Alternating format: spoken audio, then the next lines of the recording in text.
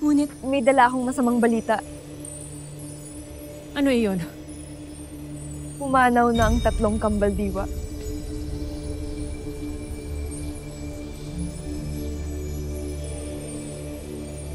Tama nga ang hinala ni Alipato. May nangyaring masama sa mga kambaldiwa. Paano sila pumanaw? Pinaslang sila ng punong kawal ni si Zaun.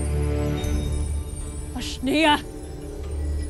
Pagbabayaran niya ang kanyang ginawa. Ituloy niyo ang paghanap kay Tera. Ipaghihiganti ko ang mga kambaldiwa. Ada, Sangre Pirena, batid ni Nunong Imaw na labis mo itong ikagagalit.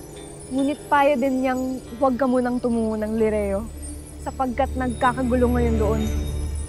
Si Mitena ay pinagtaksilan at pinagnakawan din ng setro ni Zaun. Sa kataksilan niya nakamta ng kapangyarihan. Kaya't kataksilan din ang magpapabagsak sa kanya.